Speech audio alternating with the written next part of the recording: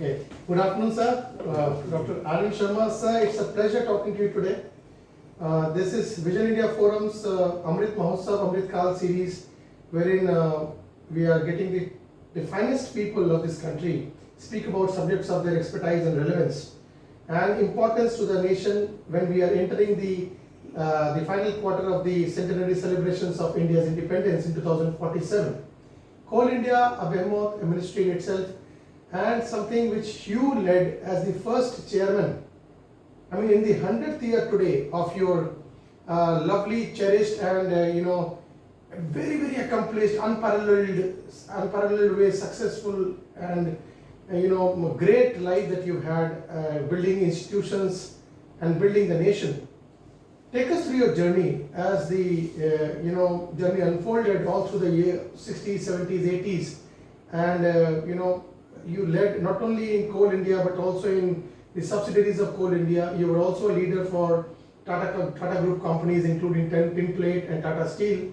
So your experiences with the stakeholders, the bureaucracy, the ministries, the miners, the mine holders, the mine owners, that excruciating journey of getting all the 212 mines together at BCCL, one of the toughest assignments you faced in your life.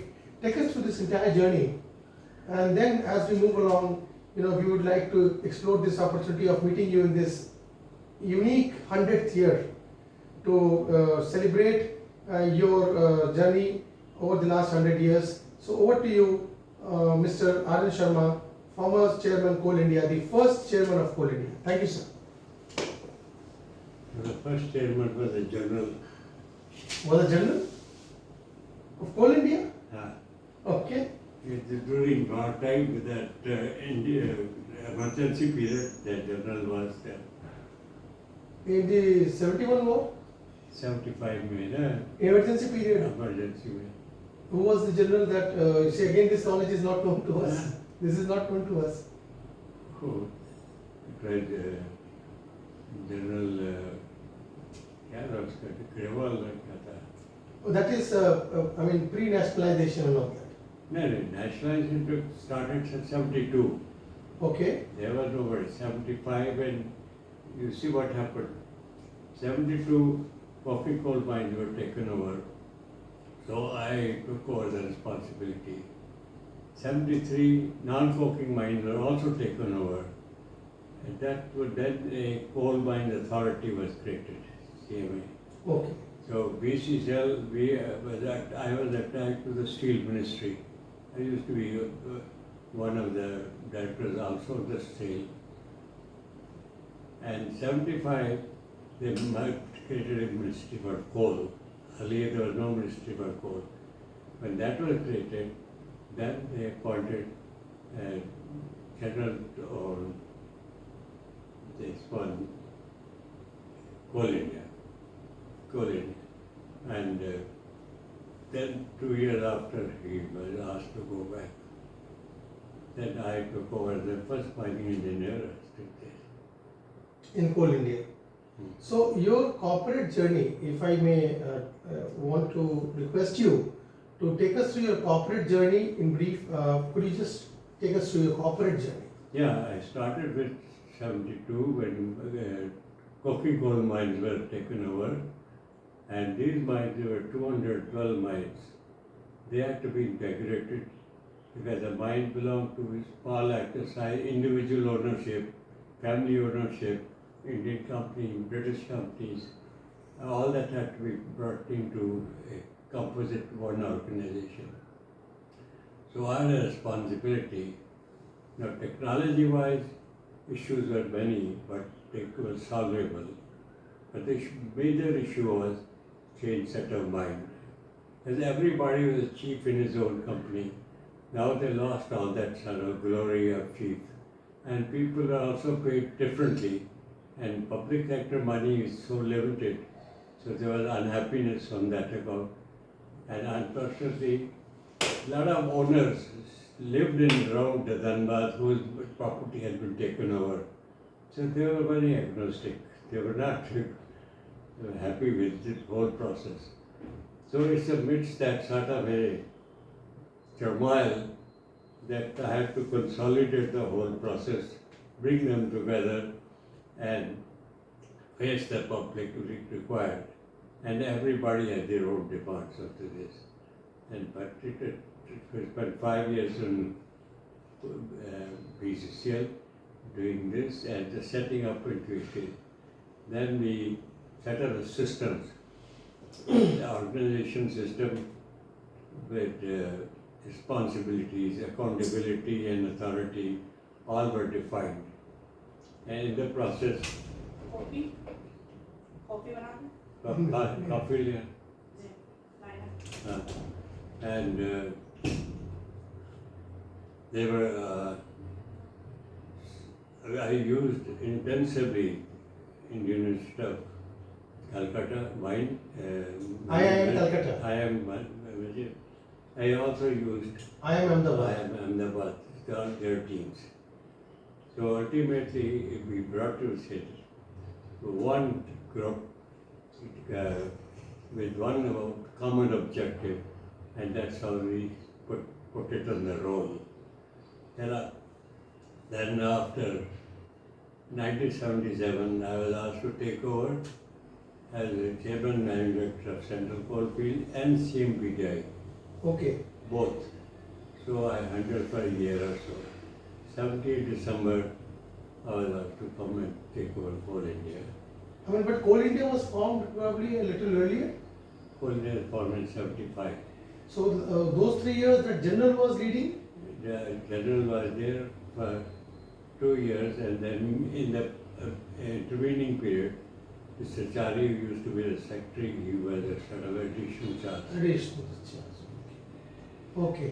So the formal CMD induction for the first time of Coal India happened in 78 December when you took over charge as the chairman at the Calcutta head office of Coal India. That's right. Okay, please. Please continue, sir. And your challenges at Coal India? Coal India's systems are set, and the companies taken over from the private sector and the companies like NCDC, National Coal Development Corporation, they were different set and the other was different set. So they had to be merged. They were merged. But again, my idea basic was that once broad framework is defined, and the subsidiary companies will operate independently so long as they work within that and the commitment. So these companies were set up in the work, and a lot of attempts were made at that time to break up Coal India. You know, some people said there should be separate companies, this and that. So I think on one time the planning commission, we had a Mr. Fazal Rahman, Fazal used to be, and they all came wasted. So I told them, I said, look, if you are so concerned, then stop duplication. Make Coal India the Ministry of Coal. You don't need it, and that is your purpose. But all the same, and then 50 years, those are retirement dream, and my term finished. Then I came back to Tata Steel. In 2020, you went back to Tata Steel, right? Yeah? And in 1982, you went back to Tata Steel. Yeah. Until No, I was with Tata Steel from 1949 to 72. Okay, okay. 71. 72, I went To Coal India, the BCCL, and then CCL. 78 to 82, you were with Coal India as the chairman. And So I spent 10 years in coal, public coal at 72 to 82. and then 82, you went back to Tata's. Yeah. From 82 to which year, sir? 82 to 97. And tin plate was also very much synonymous with your name over a long period of time when you held the charge as CMD over there also. You were brought there as the CMD by Mr. Modi and Mr. J.R.D. Tata. Yeah, Mr. Modi brought me there. He said, yeah, he took me back to the steel plant. Then again I was sent back there. And Focus. then I made him advisor to the managing director. Of Tata Steel. So actually I completed my term in 97.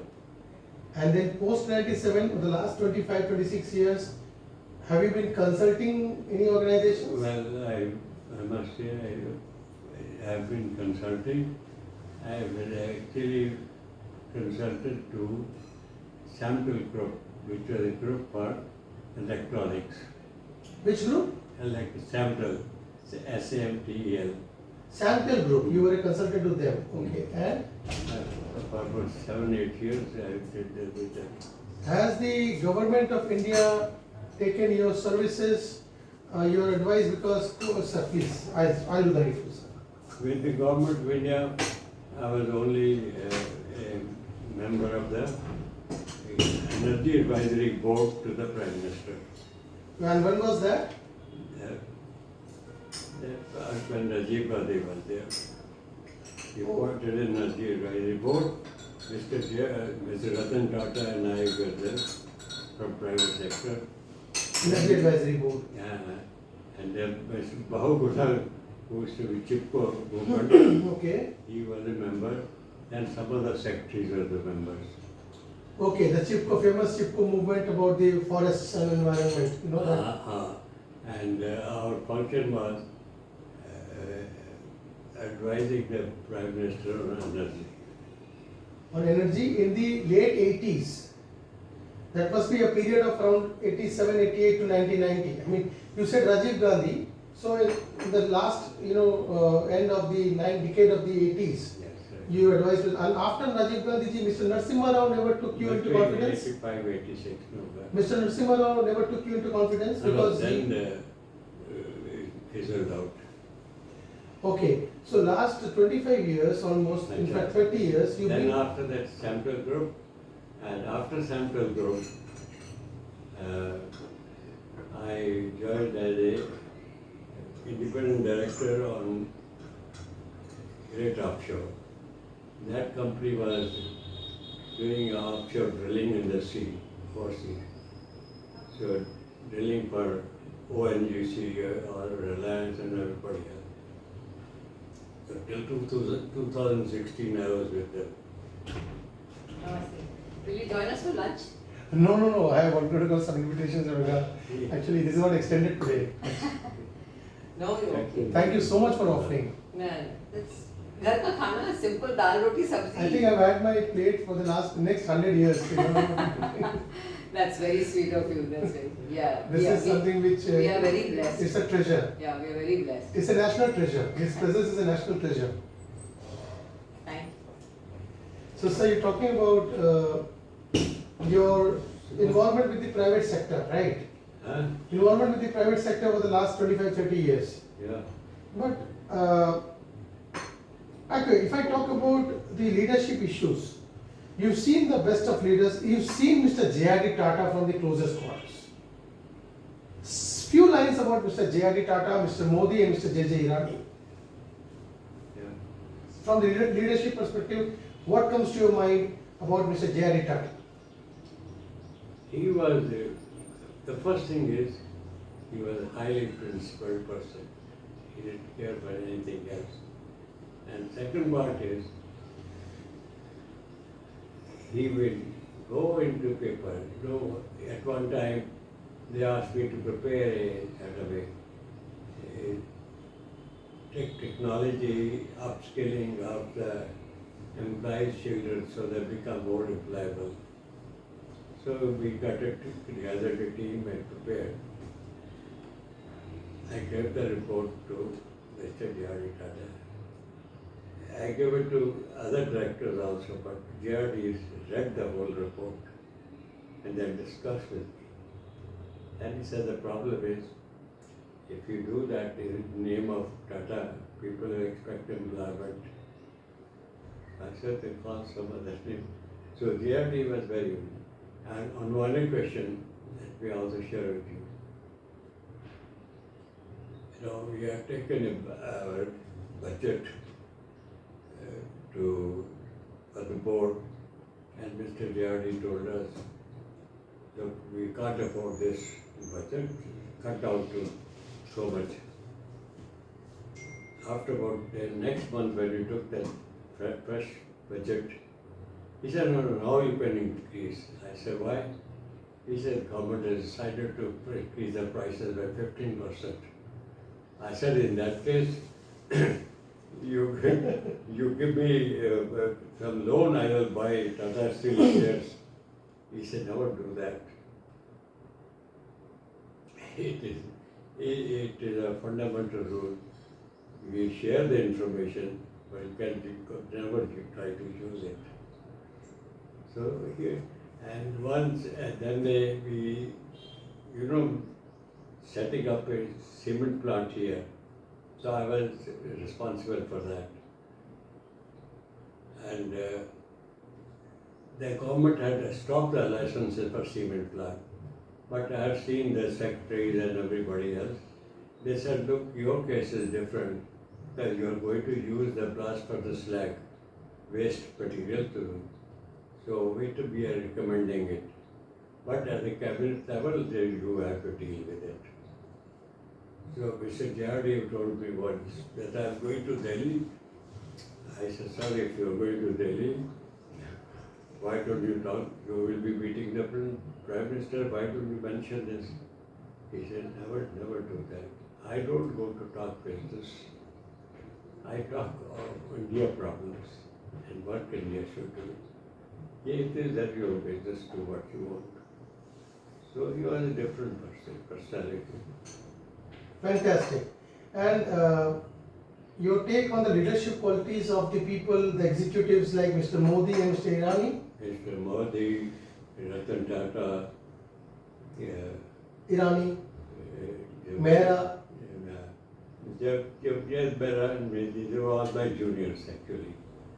So, but we were equal rank, we worked together.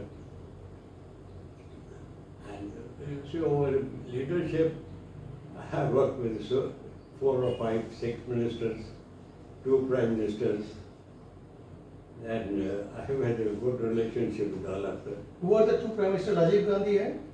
No, Rajiv Gandhi came, but that was a very small part. But you worked with Indira Gandhi. It was Morarji. You worked with Morarji Desai and Indira Gandhi also? Huh? And Indira Gandhi? 2 Prime Ministers you worked with. That is during your stint with Coal India, especially the coal. Indira Gandhi used to review the states, some major projects. So she will visit states like say Bihar, UP, Orissa. But at that meeting, the Chief Minister and the Chief Secretary will be there, nobody else. But we had to be present, Chairman Coal India, Who? Chairman Central Electricity Authority, and Chairman Railway Board. 3 of us had to be present in all these meetings. Okay. And Morarji Desai? Morarji Desai, What was his approach? Was it? I'm sure it was very different from Mrs. Gandhi. no, I can only tell you one incident. There was actually one year the rains were short, so Bombay had a problem in the power supply. And so they wanted more coal, so that. And all the MPs together went to Morarji and told him, okay, this Coal India is not giving us coal. And we are suffering. So the meeting was called. Unfortunately, on that day, my minister for coal fell sick. So I and Gujarat, he was at that time, the Railway Board chairman. So we attended. So he asked me. So I told Morarji, sir, I have supplied them all the coal that they contracted. I have a lot of coal with me, but I have no ways of carrying it. And so he told them, he snubbed all the MPs. He said, damn fellows, take the coal from them, and he's not going to carry for you. You carry. And he dismissed the meeting and went back. That is the straight approach of Mr. Morarji Desai. So how do you compare the situation today when whole India is being accused by companies of short supply like NTPC and all. They are all supplying, crying. There's a lot of hue and cry about short supply. It's a myth. Okay. Coal India has never been short of coal, but it's a problem.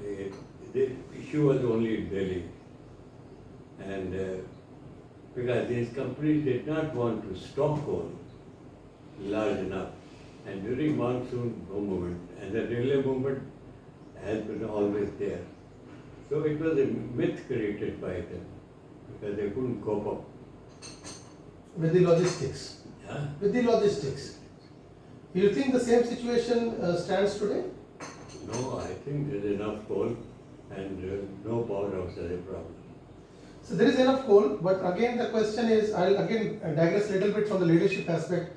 Phasing out of coal is something which the global, dispensations or the global platforms have been vouching for. They all want countries like India to transition to the renewable energy as soon as possible, and the Prime Minister has to pledge such kind of commitments at the global level, considering environmental issues are at the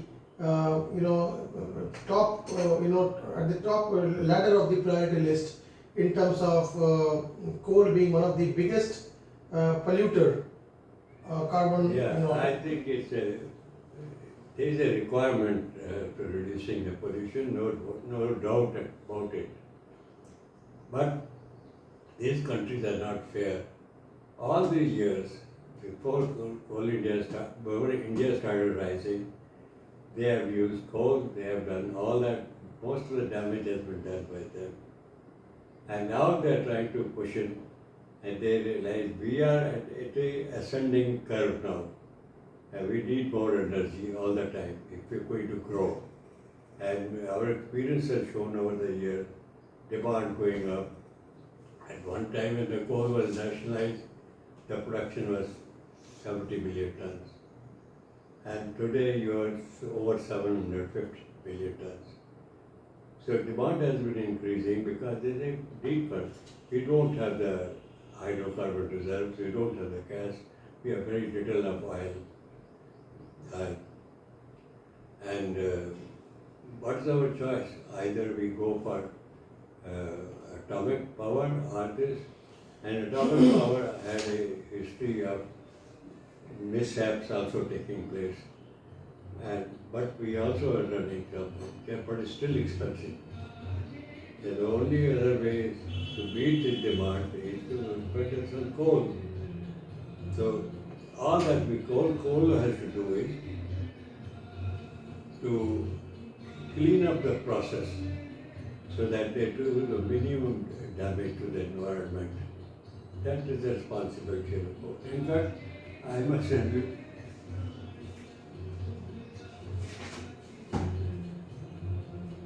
this gentleman has written on coal.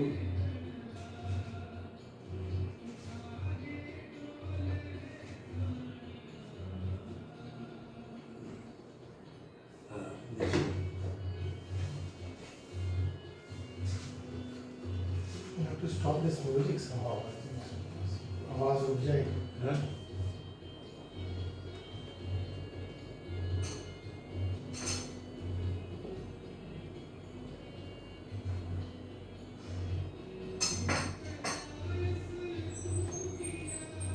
This music has to be.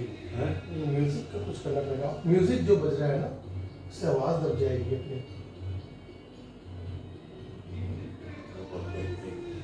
तो इसको आगे करते हैं कि फिर नहीं तो आवाज नहीं आएगी. Okay. वहाँ से.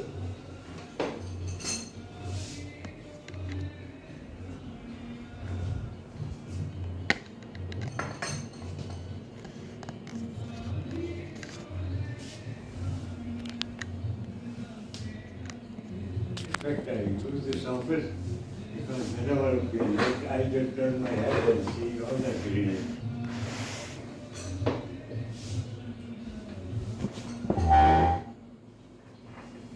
Okay. Can you? So I think this is a little bit better. Also now Could you just take us through your... Therefore, we have to continue using coal in increasingly numbers. The only thing, the way I look at it is, it's a responsibility of both coal producers and the users to cut down pollution by improving the quality of the coal they produce and the quality of coal they dispatch, and similarly at the powerhouse and improve the combustion level efficiencies. So that responsibility lies both with the coal user and the coal producer. But we cannot reduce at this moment. Now what has happened? The government has committed themselves to alternate sources, renewable sources. Yeah. But firstly, it takes time to build up. And secondly, without commitment, that energy can't be stored. Storing is too expensive for all that. So there has to be committed offtake from those people. And committed offtake means that payment, it is all most of the state government producing. As more and more solar energy comes, the government has to devise ways and means, because storage, you can't depend entirely on storage. But if the work is on, now side by side the work is on the green hydrogen.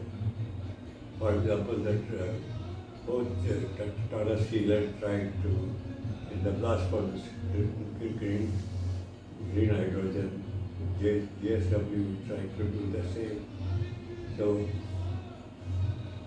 but it will take time to build up sizable. At the same time, we are not stagnant. Our demand is going to go up. This, as you rightly said, next quarter of a century is the key to India becoming at par with everybody else. And that road can only happen with base energy available. Without that, it cannot. So coal has to play great role. But at some stage, when the whole system is set up, renewable energy, coal will decline. And Coal India has already started thinking of that some stage open cast mining may not be possible. They are creating a vision for underground mines. I think there's a seminar on tomorrow or day after. What do you have to say to the kind of safety issues when it comes to mining? Safety, because there are two aspects, underground mining and surface mining. Underground mining is the toughest because the conditions are such, it's a great depth, and then there are many sources of risk. Firstly, the strata itself, then the emission of gases, and then the humidity is working up. So there are problems in that. And then people, as the mine goes bigger and bigger, people half the time they spend in walking up and walking down to the place of work. Now already the work has started, taking the people riding underground out to the working and mechanizing.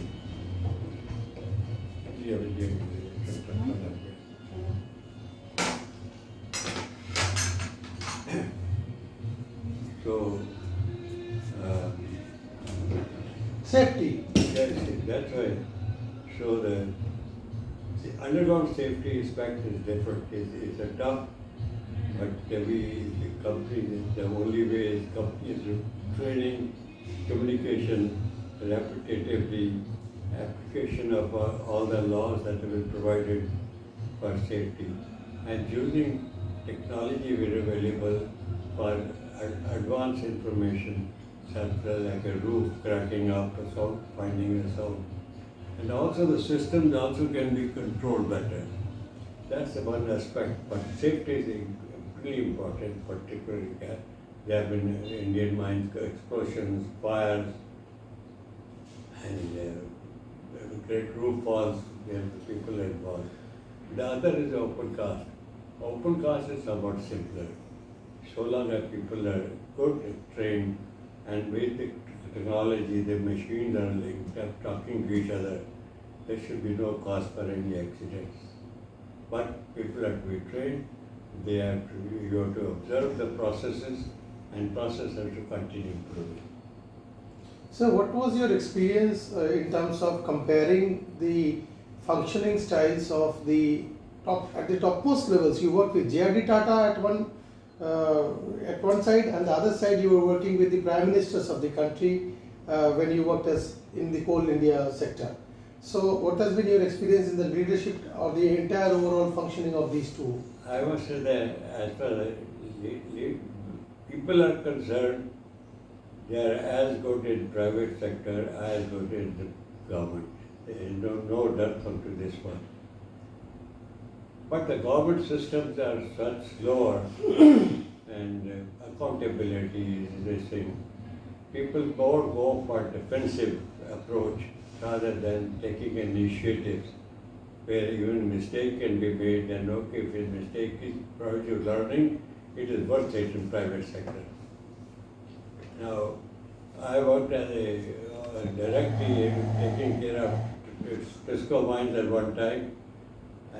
Nobody interfered there. They just gave me the annual requirements, and you operated independently. You worked out. And when I went first to started the BCCL and Coal India, their processes are normally you will take a file, go through the case, and give it to BCCL. They said no. You have to create a buff sheet. It will be somebody comment here and to see that you apply your mind before you take a decision. Decision may be same. So the decision making is slow. There are too many people as advisory without authority and without accountability. But accountability again comes in the people. So that two have a different working system. You were with Tata's since 1947? 47 to 48, 2 years I worked with one and company. One and company. So from 49 you were with the Tatas. Yeah. So who was the first? I mean, JRD was the first leader under whom you guys worked. He was leading Tata during those times. JRD became the chairman of Tata Steel in 1934. Till that he continued. So one chairman over almost 50 years. And then Mr. Ratan Tata took over. No. Then from JRD Tata, Mr. Ratan Tata. And now, how do you compare the leadership styles of Mr. JRD and Mr. Ratan Tata? Mr. Ratan Tata is from a different generation. So obviously there has to be. JRD has built up an aura around that, so nobody did. Ratan Tata, for example, when he came to India, he was put in Tata Steel for the training and learning. So he went to the mines. He spent about a fortnight with me. We were very friendly with each other. But his thought process was right, consolidating, working up. And he followed virtually same ethics as anybody else. That example I'll give you. we had a chromite mine in Orissa, and which contains almost 80 to 85% of the chrome available in India. Now, when that lease expired, the company applied for renewal. So it was approved all over. The government of India also approved. But before it was issued, the minister concerned blocked it. For what a reason blocked it, but nothing happened. And he obviously his special local assistant essay gave a hint that such contribution is required. Which ultimately I talked to Mr. Ratan Tata. He said, no, it just doesn't happen with us. if you fight legally, do what you want. And if nothing happened, find out in any country, probably find there. So, principles are the same. Truth, honesty, compassion. So having the right ministers by your side has always been very important for the Tatas, especially from the travel perspective also. I am sure you understand what I am trying to tell you. With Arjun Munda now handling the travel affairs ministry, and he is said to have quite close ties with Mr. Ratan Tata and the Tatas. So what I understand is having good close ties with the important ministers is also very important, right? Yeah, that's an advantage in the public sector. And access to the Prime Minister and access to the ministers, I could just get in and go and wait to the office and take a time. And which is not available to the private sector. Okay. But I think there were different times, today it's a different time, and the Prime Minister has an outreach,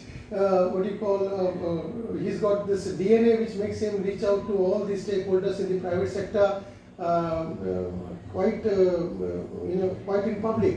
I mean, it's quite common knowledge that his affiliations with the private sector is quite well known, and I'm sure in that, from this perspective, it is paying good dividends for the country as well. So now next thing is the coal mafia. The coal mafia is a very important subject. What was your experience about this issue? Look, coal mafia was the creation of the mine owners. You see, they used to work as their strongmen to handle the unions and all that. Over a period, these people realized that why don't we get into the power circuit instead of being agents for others. So they came into the picture.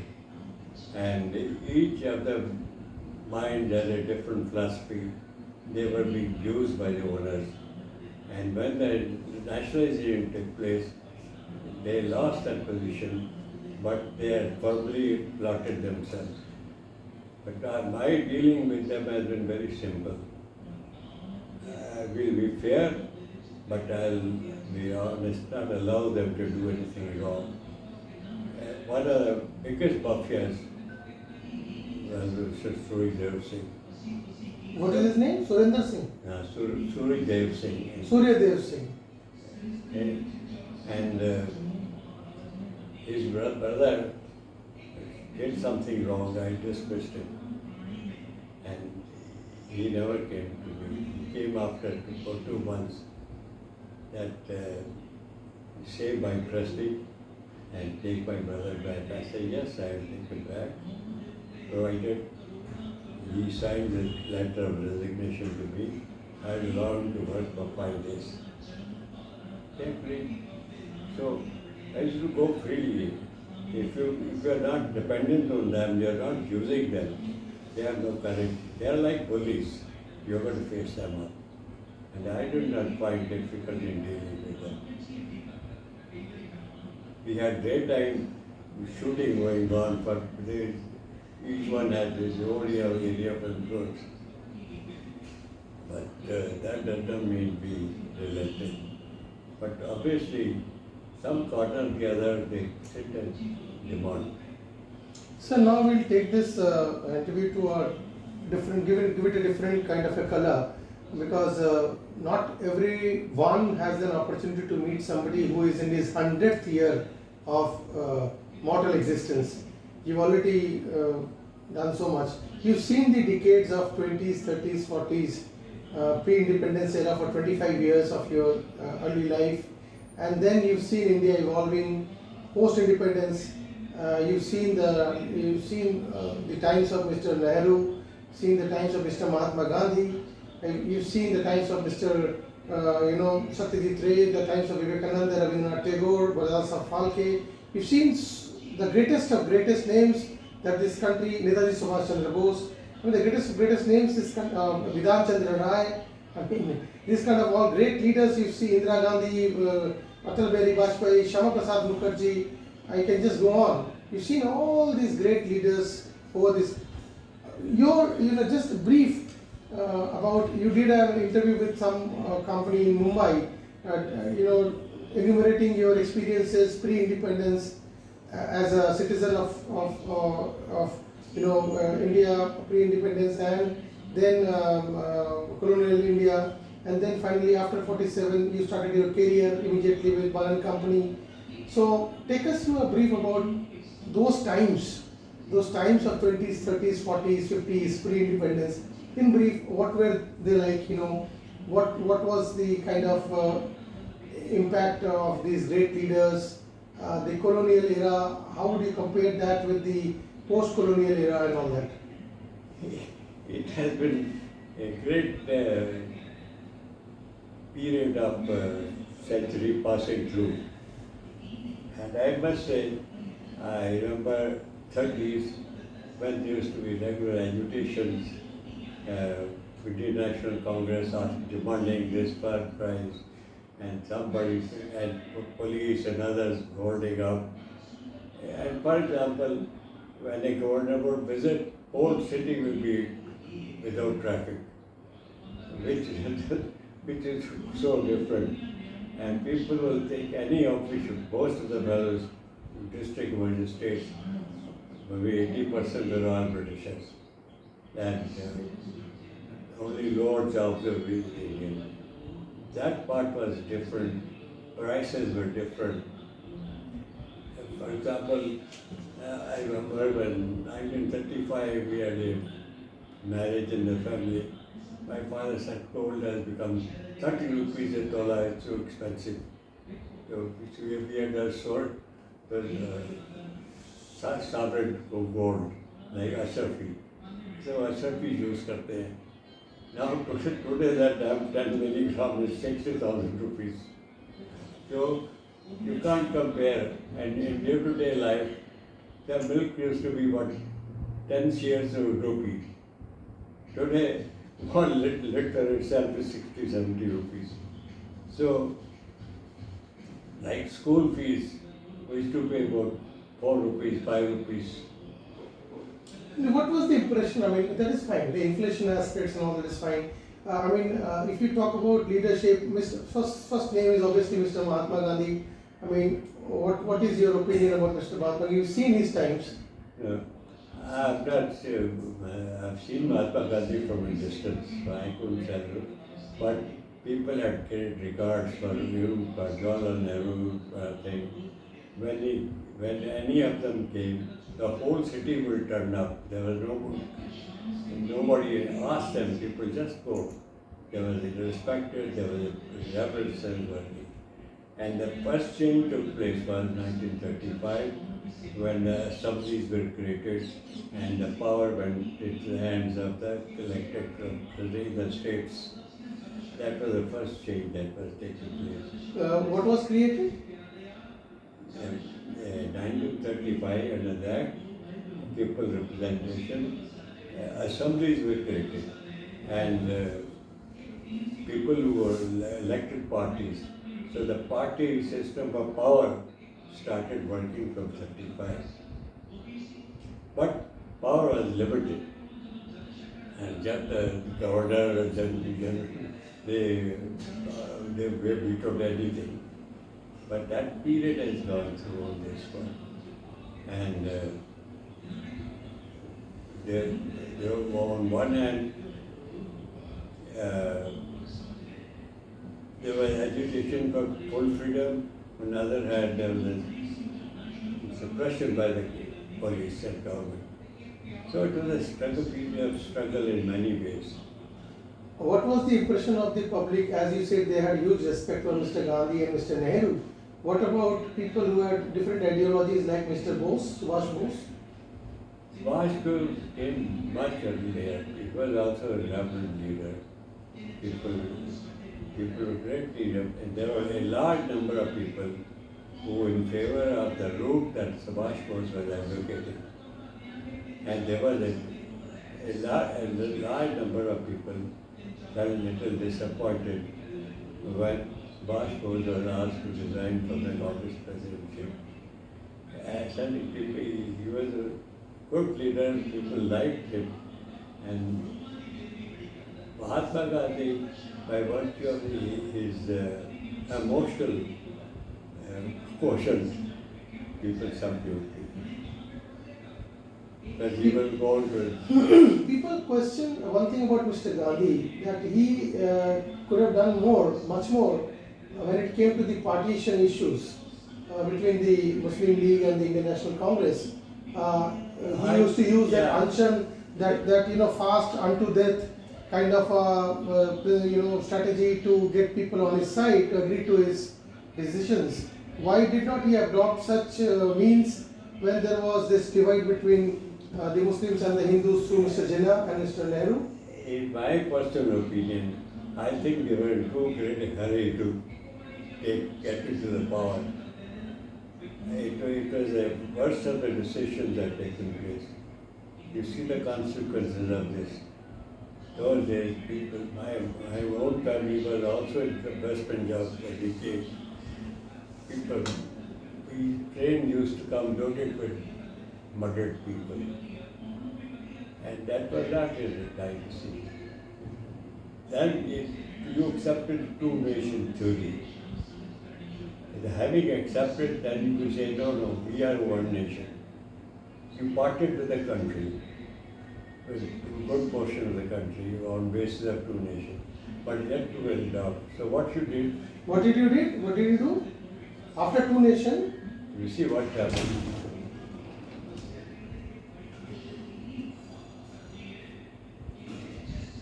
Okay, this is medicine.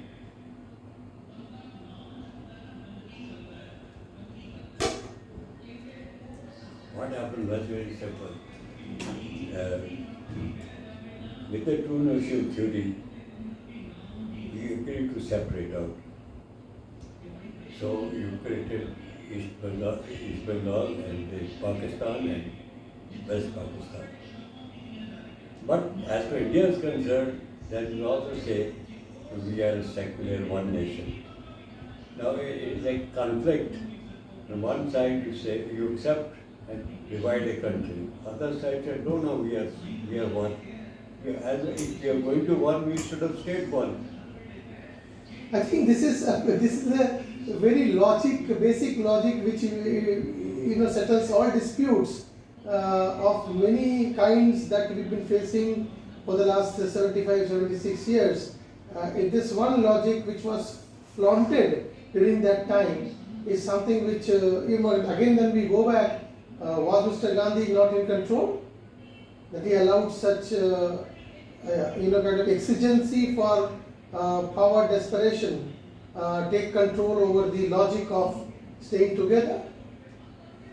Yeah, I think if that part was not agreed, we would have been still one country without this distribution, without getting a problem on our border. So why did he agree?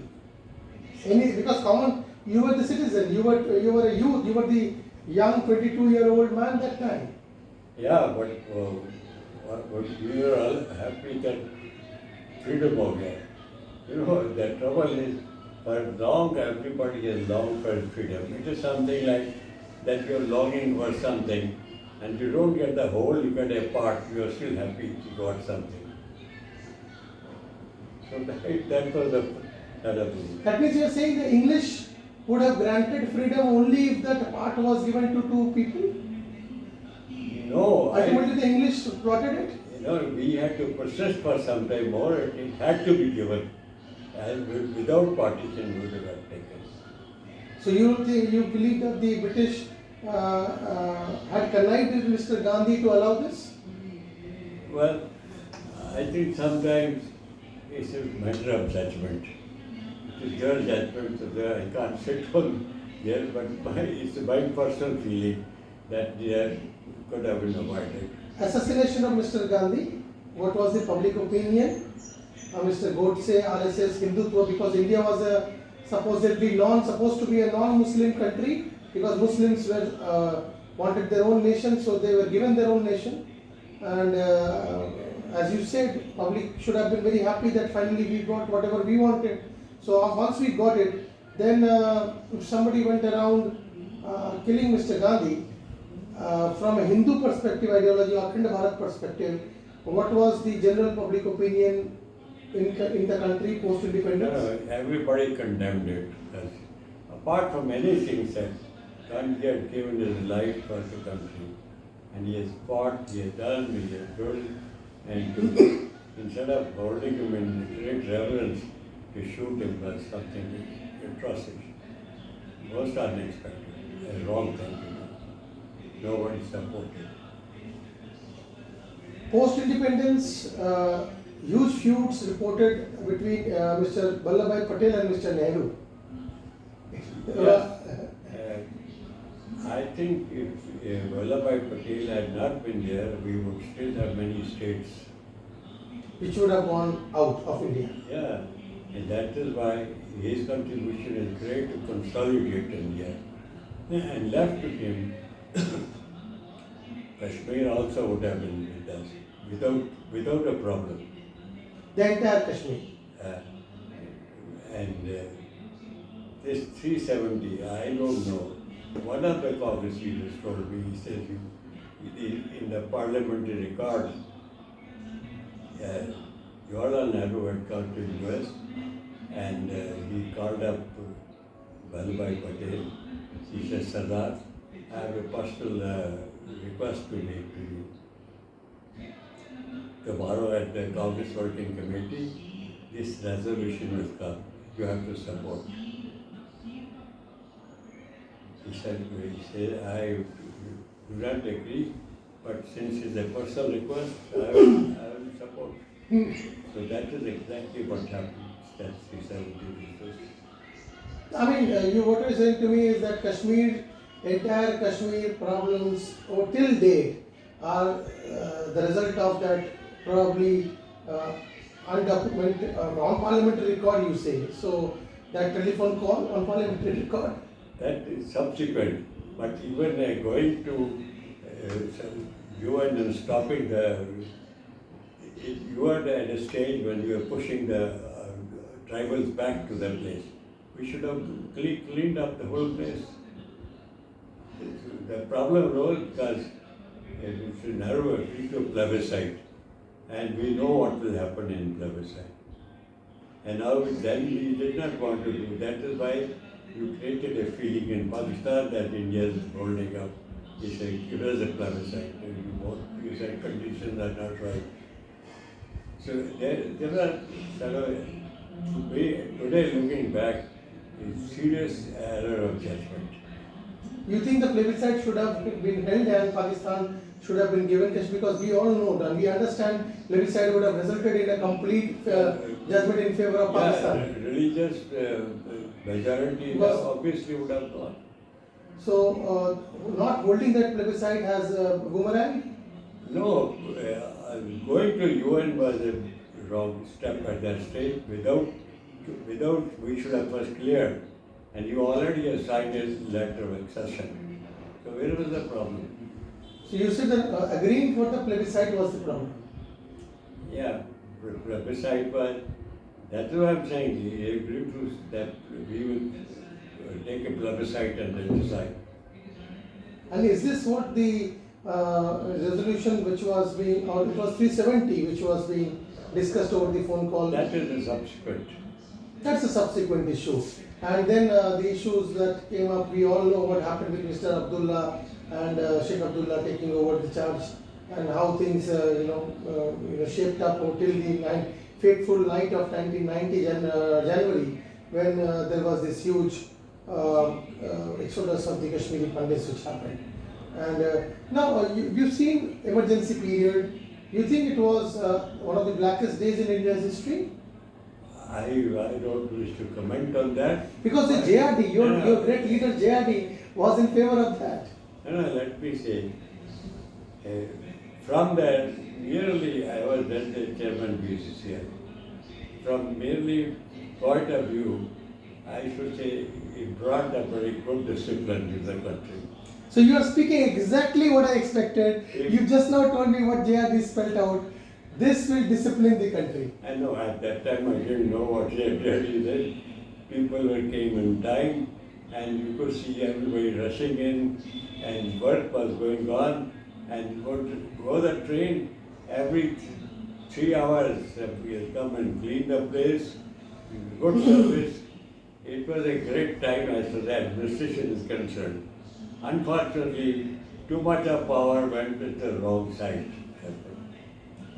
So, From a political point of view, it may be wrong, but from people looking from a little narrower point of view, I think it was a great period. narrower means from a leadership perspective of handling big organizations, people started becoming very careful about their behavioral and mannerisms and their day-to-day lifestyle. Yeah, whatever may have happened, because you Voice was suppressed, press was, completely, freedom of press was curbed, and people became dictators. They used the police for unfair means. excessively. And at one point of time, I don't know, but truth like we see, but you see, it is from the horse's mouth. This Palkiwala was asked to take up the case for Allahabad issue. He refused, he said, I am not, I am constitutional person, I cannot take up. And madam, at that time, given order to arrest him. And it is Mr. Bansilal who intervened and saved him from the arrest. This is from Mr. Bansilal's view when personal. To arrest him? Arrest him? Yeah. He only tried to tell, he said, madam, he is a very respected post. Nani Palkiwala. He said, please just don't do that, it will bring us a bad name. And she did say, he said, do you have a consent to tell the governor to spare him? So he got scared. What if the ruins had gone post Mrs. Gandhi into the hands of Mr. Sanjay Gandhi? What if the reins had gone into the hands of Mr. Sanjay Gandhi? Sanjay Gandhi was a great organizer, must be tell you. And he built up the power of the youth and all that. But somehow he used some sort of, he picked the target and people to oblige him did very wrong thing, particularly in the matter of family planning, operation, the children of 14 years are operated, so give them numbers. So what his intention was, it never properly materialized. It was very wrongly done. That is what the people put up against it. Sanjay Gandhi, I have met him. He is a good young man. Yeah, he was he was junior to you. He was born in the late 40s, and. No, that's what I'm saying. He was a good person and very ambitious, could organize well.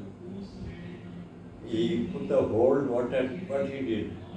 He put an essay with every minister, and the essay would take the information to him so he knew what is happening in every ministry. So somehow he wanted to take a lot of power, which probably must have been rejected. But unfortunately, he got the accident. Mr. Shastri's sudden demise, and they were spate up because we did also an episode on the unsolved, death mysteries of this country. Mr. Shastri, Homi Bhava, Vikram Sarabhai, great names, they suddenly disappeared. Mr. Shastri, I must tell you, after he resigned as a railway minister because of the accident in the bridge, he came out, he was in Dunbar. He wanted to see a mine and see some coal washing system. I took him wrong. But it was so polite and so good to every operator, saying, "Kaise hota hai, kaise jawabti." Very nice and polite person. And suddenly one day he comes back in a bag from Tashkent. I say, yeah, it is still doubtful what happened. It has never been investigated in depth. Who, according to you, is in the last 100 years, at least 75, 80 years, could be the top 3 leaders India has seen. You may start with Mahatma Gandhi, you may leave him out. No, I think Jordan himself was a good leader. Every leader has his own viewpoint, and each individual is different. He was fascinated by the Russian system of economy, and India was not ready for private sector either. So if you look at it fundamentally, that dams were created, so agriculture went through, industries were started, public sector came in. But a lot of good work was done by Nasrani. He made some mistakes, political. He had probably sympathy for Sheikh Abdullah and others and all that. I think it's something errors went in. But he himself did a great work. And Indira Gandhi, to start with, I think she was a very strong leader, but she had a fear. I don't know what was the problem with her. She had some fear, and particularly RSS was a taboo for her. If you knew somebody as a touch with RSS, that's the one. But she went through very tough times. But then she's not really known for huge dislike for Mr. Balkeshav Panvelkar, better known as Bal Thackeray. Well, I think you have to give freedom to everybody his own way. All are not in the same mold. And after that, the only people the short period we got was, good period was when BJP became good, but Bajpayee took over for the short period.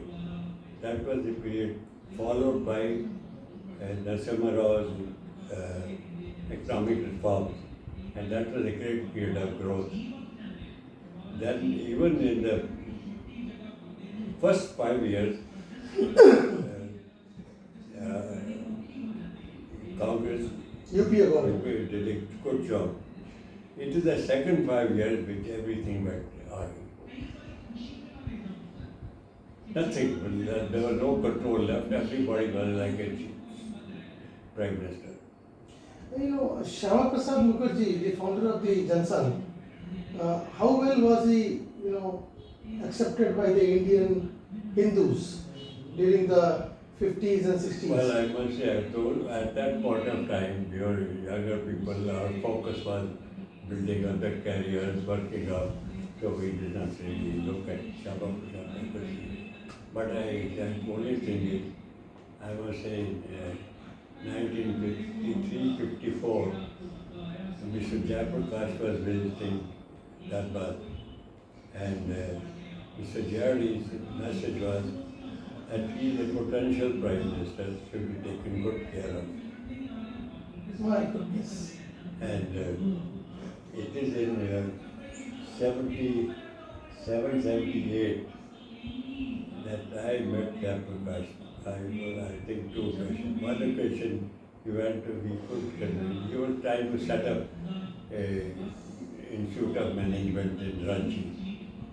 And but we simply choose. Then his secretary told us that look, he used to get dialysis every 3 days or 4 days.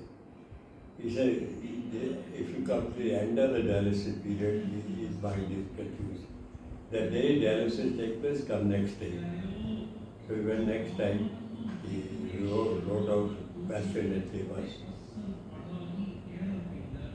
And India has seen huge ups and downs, terror problems, the problems of having faced wars in 48, 65, 71, 99.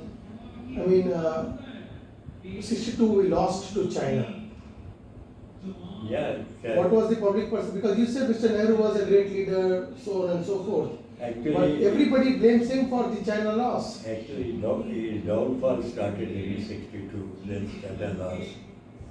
But people had learned enthusiasm.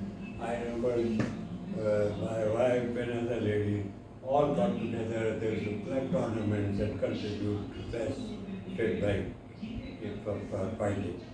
There was a great feeling, patriotic feeling. But the army was not prepared because it too much dependent on Krishna Menon and somebody else. The period, there was no focus was there. But that was a period also, we didn't have enough food. We used to get PLA, voting to the university heat. So it was a divided focus. And we needed a different type of leadership to go both in terms of improving production and in terms of preparing for defense. We have to Krishna was not there. Rabindranath Tagore is credited with the national anthem and songs and so many things. I mean, your take on Mr. Rabindranath Tagore and the selection of Indian National Congress through his Bengali colleagues who held the positions of presidents in the National Congress during those times when that tune, by that, British lady was used for the national anthem, the Mrs. Margaret something. No, I mean, today the national anthem is something which we all respect and we all should respect. But your take on Mr. Tagore and his composition being adopted as the national anthem and not Vande Mataram? Well, it's a matter of choice at that time. I don't think it would make any difference. If you're Vande Mataram, we would have been following that. If it is this, we will follow this. So nobody questioned it at that time. Nobody questioned it. That why not something which was probably 50, 100 years earlier? What we wanted was something for common to everybody, every Indian national anthem. What anthem is there? Nobody. It didn't make a difference. What was the reaction of the audience to these unsolved mysteries? I mean, again, go back to that question about Mr. Bhabha, Mr. Sarabhai, the space and the ISRO nuclear fathers of this country, and then Mr. Shastri, the man behind Green Revolution, sudden demise. What was the reaction of Indians? I mean, how did you guys take it because you were in your mid-30s, 40s that time?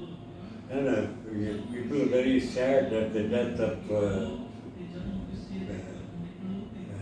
Mr. Shastri. Shastri. People didn't understand what had happened. If the government of India never did that, you should look it back. And the great scientists, Bhabha and Sarabhai, suddenly. Baba's You're from the industry, it's a concept to you. That was also not investigated. And if you see the Rocket Boys, you get some idea. There's a picture made out by Netflix, Rocket Boys 2, where before Baba went, somebody wanted to meet him and tell him there's a great amount of risk. Whether the plane was sabotaged or nobody knows. And it was never investigated. It is unfortunate that Sarabhai got a heart attack and went down. But both are the pioneers in which today we take pride. We take pride in both. Today we have the atomic control with us, we have this one. And then the next credit goes to Vajpayee. When he became in 98 Prime Minister, the whole atomic Nuclear process. Was decided in early 90s. Narasimha Rao was the founding father, and then Mr. Abdul Kalam was given At the the rights. last moment, Narasimha Rao said no, they did not go. There was a lot of pressure from the borrowing perspective. Yeah. And it is only Vajpayee's time, these Vajpayee things. who go ahead. My nephew was a colonel in charge of that place, Pokhran. Pokhran. So he said that he said after they had all prepared and locked up, both they ready to only button pressing when Narasimha Rao stopped. And he said we were at great risk they disconnected the whole system. And but when Vajpayee said it immediately that Your interaction with celebrities. I mean, so Lata. what they did was very simple. They knew that there is a satellite moving around with Which will monitor, yeah. and their photographs are so nice, every tire mark will be seen. So what my nephew told me, he said, we knew what timing we are free. We can put 6 hours of free. So they brought a lot of bushes, goats and all that and put them as if it's grazing place. And once the satellite passed through, they blasted. So it's only after blasting that everybody came to know. And this was a stroke of genius. Your interactions with the celebrities, if you fondly remember a couple of them, like say for example, did you get a chance to meet Mr. Raj Kapoor, the great showman of India, or Lata Mangeshkar? I mean, any experiences because you had such big organizations? So definitely you must have had some wonderful experiences of the celebrities also over the last 70, 80 years. No, I didn't meet celebrities. I'm simple people with no personal contact experience. It's only from a distance we watched. Sports, Sports, there are many personalities. because Tata has a history of supporting sports in this country. Yeah, in fact, the first Olympics team was first supported by Tata's only. But So you fondly remember Mr. Dhanraj Pillai? I personally have been all through my life one sport or the other. I played hockey in my school and college, then to tennis at my technical college. Tennis I continued till I moved to Jamshedpur. Then I started golf. So who have been your favorite sportsmen over the last 70, 80 years? Who do you name are the top 3 sportsmen you remember fondly? Milkha Singh? Huh? Milkha Singh? Milkha Singh and Dhanraj Pillai? there are so many Pillai, there are so many who came, but none came to the level where we could get Olympic medal. medals and all that. We didn't have the encouragement, what encouragement we are getting today, we never had it. That is why today's sports is blooming. You think that it's really in good hands now, the sports thing?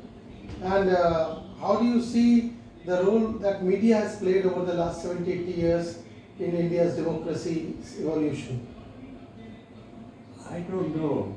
The media has changed. There was a time when media was also more freedom-minded in the development of India. Now small issues are made like a mold to the mountain. And you see that at night, all the night discussion going on, and some of the stupid subjects. The focus is not where we want to take the people, improve their life, improve their standard of living, improve their country. Focus is small, some mistakes here, pick up to that. So media has also lost that track. Has Tata, unlike Coal India, first of all, why didn't Coal India look into, or is Coal India working in the southern parts of the country also? Southeastern coalfield probably. But apart from that? No. Coal India has been allowed to work for very freedom. I think all chief ministers I met have supported us. And Tatas? They don't seem to have a footprint in the south, or do they? The Tatas have their own philosophy, they have been working well, but their philosophy and ethics have not changed. They have not changed. You are saying philosophy and ethics of Tata have Yeah, remained. these are basics on which their basic foundation has stayed the same. Businesses have improved, working efficiency improved, the topic technology, everything. But Do you think India is in good hands now? Do you think India is in good hands after Mr. Modi's completed 9 years? Elections due next year. huh? Elections due next year. India, do you think? It's unfortunate that no, I wish there were only two parties or three parties. We are scattered in many branches. What has happened over a period, there is a growth of regional chiefs. Yes. And and for regional issues, they were hold on. And when they could not hold, they started rolling out free kar dega, so white votes virtually. And if you even now see if you, all parties getting together, what? To defeat this Prime Minister. Nobody has said that we want to take India to higher level, we will do that. No, nobody is given a program. Get together, don't let them come back. So this is thing itself is, so this is you think that indirectly what you're telling me is that he's somebody who has taken India forward. now what has happened is, Modi has not been very communicative with the leaderships, opposition leaderships. So there is no communication which should have been there. And he has been trying to change very rapidly, and which is affecting many people and their fortunes. Capitalism, secularism, lot of talk around these issues. You know, forget all that. Issues as simple money issues, or corruption. Every party makes money in their government contracts, which is blocked, particularly the central government. So a lot of people lost their money, a lot of people who enjoyed social life at the cost of the government and taking their salary commissions and all that is gone. So there are people are unhappy. Absolute thumbs up to Mr. Current government, I guess, from the man who's seen 100 years of India. He's seen India getting independent to where, I mean, before I close, there are these huge, urban Naxal issues which are impacting the country not only internally, not only externally, but internally, but also externally. There is a volcanism which is catching up from the US Ivy League universities. People are really talking big against issues in India, and they're trying to derail the growth process. Naxalism has also affected industry in a very, very big way, especially in your kind of industry. What is your take on Naxalism, and how can India tackle such issues going forward? By taking them together, does it work, or it has to be eliminated? It's not the Naxals or anything else. It's our own desire, failure to stay together as far as the country is concerned. Politically we can be different, we can fight. But country is one and nation is one. Unfortunately, for individual advantages, we are trying to break up that. That is the unfortunate part. We go outside the country and condemn India. Nobody does that in any other nation. And there are other interests which do not like India to be progressing the way it has progressed. Difficult to define, but there is undercurrent.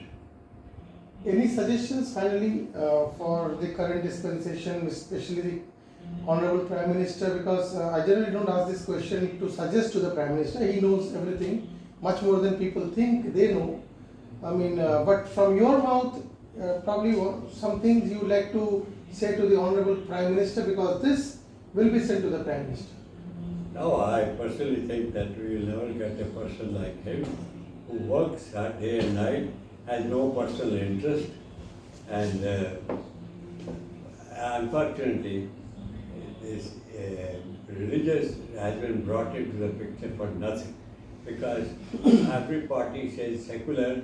When it comes to voting, they vote the Muslim vote, and when somebody else talks of that, then they see. If you're left to people, we have all lived together before partition, we have lived after that. Muslim family, my school friends were there, we lived, we played together. There was never a feeling. It's created by the political quest for power. Thank you, sir. Thank Thank you so much. This